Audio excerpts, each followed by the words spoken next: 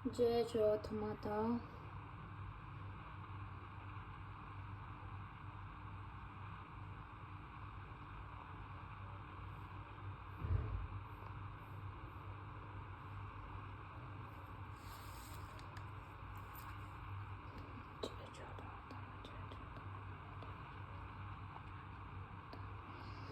एक परिवार में 7 भाई थे और उनकी एक बहन थी। उसका नाम चंद्रावती था। वह बहुत लाडली थी क्योंकि वह इकलौती बहन थी। जब वह बड़ी बड़ी हुई तो सबको उसके विवाह की चिंता हुई। भाइयों को विवाह के बाद बहन का जाना बहुत बुरा लगा, परंतु शादी तो करनी ही थी। बहन ने शादी के बाद करवा चौथ का व्रत रखा, कुछ भी नहीं खाया। शाम को भाई ने बहन से कहा कि आओ खाना खाएं। बहन ने कहा कि जब चंद्रमा निकलेगा तब खाना खाऊंगी। वह भाइयों की बहुत प्यारी थी, इस कारण उन्होंने भी पूरे दिन खाना नहीं खाया। भाई ने एक उपाय सोचा कि किसी तरह से बहन का व्रत जल्दी खुलवा दें और फिर सब खाना खा लेंगे। उन्होंने कहा किया कि घर के बाहर जो मैदान था उसमें बहुत सारी आग लगा दी और 2 भाई छलनी को पकड़कर खड़े हो गए। बहन को पुकारने लगे कि जल्दी से चंद्रमा को आकर देख ले, चंद्रमा निकल आया है। बहन ने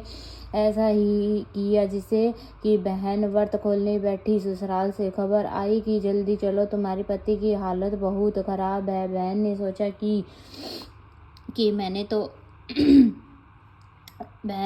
कि मैंने तो शादी के बाद कोई भी ऐसा अपराध नहीं किया कि जिस पाप का दंड मुझे मिल रहा है। सारे संसार भर की स्त्रियां आज अपने सुहाग की शुभ कामनाओं के लिए पूजा कर रही है, और मेरे सुहाग को क्या हुआ, क्या कारण है कि मेरा पति इतना सख्त बीमार हो गया है और मरने को है। उसने पंडित से पूछा कि पति की बीमारी का क्या कारण है। पंडित ने कहा कि पूजा में कोई विघ्न आ गया है, इस कारण से ऐसा हुआ है। पति के ठीक होने का उपाय है कि पूरे साल कृष्ण पक्ष की चौथ का व्रत करो, और उसने ऐसा ही किया। उसके पति को कांटे वाली बीमारी थी। चंद्रावती पूरी 1 वर्ष तक कांटे निकालती रही। जब आंखों पर कांटे रह गए तो करवा चौथ का व्रत किया, और वह अपनी नौकरानी से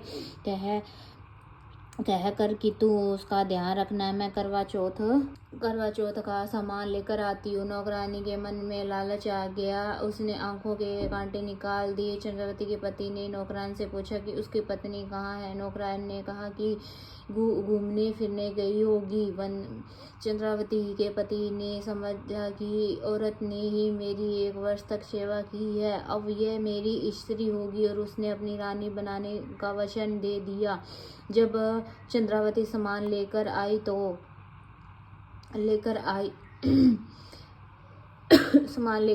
तो उसे पति ने उससे कहा कि निकल जा, इस औरत ने ही मेरी सेवा की है, ये मेरी रानी है। अगले वर्ष जब करवा चौथ आया तो चंद्रावती पूजन के समय अपनी ही कहानी कहने लगी। इस प्रकार एक बहन थी और उसकी भाई बहुत प्यार करते थे। उन्हें करवा चौथ के दिन कच्चे चंद्रमा को अर्घ दिलवा दिया और उसके पति को कांटे की बीमारी गई। कहानी कहते कहते स्त्री के आंखों से अविरल आंसू गिरते रहे। रोती हुई उसने कहानी जारी रखी और पति के पूरे व्यवहार के बावजूद उसके शीघ्र जीवन स्वास्थ्य की कामना की। इस कारण से उसकी कहानी पति ने सुन ली और उसने सोचा ये मेरी असली स्त्री है।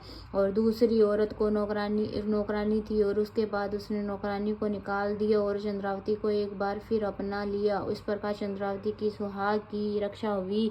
7 भाइयों की बहन ने